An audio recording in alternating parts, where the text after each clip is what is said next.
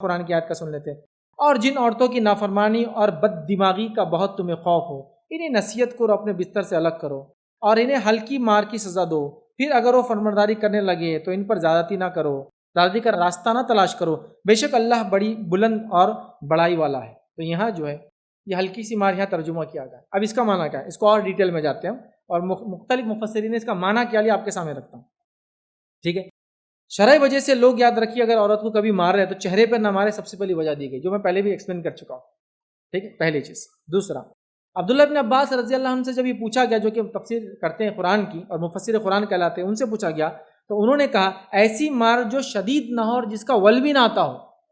چہرے پر تو مار ہی نہیں سکتے. آپ کو بولیں گے دیکھو ملا سکارا مارنے کا طریقہ عورت کو، چہرے پہ مت مارو، اتنی زیادہ مت مارو، ہڈی مت توڑو، یہ مت کرو، نہیں ویسا نہیں. اس کو ٹرم میں سمجھنا پڑے. جیسا آپ کا بچہ بہت ضد کر رہا تو کیا کریں گے آپ اس کو؟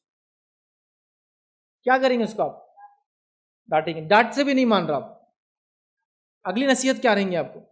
ارے کتنے ظالم، آپ مارنے کے لفظ استعمال کر رہے ہیں. لیکن اب آپ ایکسپلین کریں گے مارنے سے مراد کیا ہے، آپ بتائیں گے اب کیا مارنے سے مراد ہے.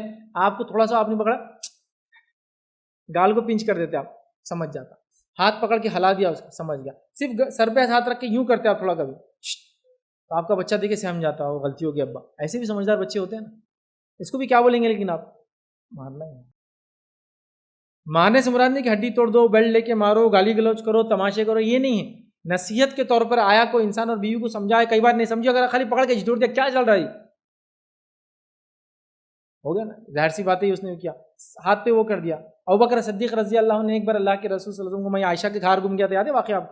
اب وہ ہاتھ ڈھونڈنے بڑا مسئلہ ہو گیا تھا، تو اللہ کے رسول ان کے مانڈی پہ سو رہے تھے اور صحابہ ہاتھ ڈھونڈ رہے تھے اور وہ تیمم، پانی نہیں تھا، وہ تیمم کی آیت اس کے بعد آئی. تو ابوبکر صدیق خیمے میں گئے اور میں عائشہ سے کہا تمہارے ہار کی وجہ سے ہوا، اور غصے میں تھے. اللہ کے رسول مانڈی پہ سو رہے لیکن بیٹی کو نصیحت بھی کرنا تھی، تو غصے میں اور کیا کیا معاملہ، ہاتھ ڈالے پیٹ کی طرف، مطلب چمٹی لینے کے. اور ماں عائشہ جو ہے ہاتھ کو یوں کرنے لگے، آپ سمجھ رہے کہ بچائیں لگے. اب ابوبکر صدیق ڈر رہے کہ اللہ کے رسول نہ اٹھ جائے. پھر اس کے بعد جو ہے وہ تیمم کی آیتیں نازل ہوئی جب پانی نہیں ملا. پھر اللہ کو واقعہ بتانا تھا اس ہار کے گمنے کے ذریعے. تو وہاں بھی پتہ چلا کہ والد بیٹی کو نصیحت کر رہا ہے، سمجھے نا، کہ آپ بڑے آگے چمٹی لینے کے لیے کہ تمہارے وجہ سے عائشہ یہ ہو رہا، کیوں تم نے ایسا کیا، کیوں تم نے وہ ہار لیا. سمجھ رہا بات. تو لہٰذا نصیحت کے لیے اس کو مار ہی بولیں گے، لفظ وہی ادا ہوتا ہے لیکن اس کا مطلب بے ضرب، وہ لانے جیسا، منہ پر، ہاں، اور وہ ساری چیزیں جو فائٹنگ فلموں میں دیکھتے ہیں اس کو مار سمجھتے ہیں. ویسا نہیں ہے. یہ نصیحت کے طور پہ وہ کر دیا، پیٹھ کو تھپ تھپا دیا، ٹھیک ہے، ہاتھ پکڑ کے خالی جھنجھوڑ دیا، کیا ہو رہا ہے. اور عورتیں بھی یہ کرتی ہیں نا مردوں کے ساتھ، نہیں کرتی ہے کبھی غصہ آ جاتا.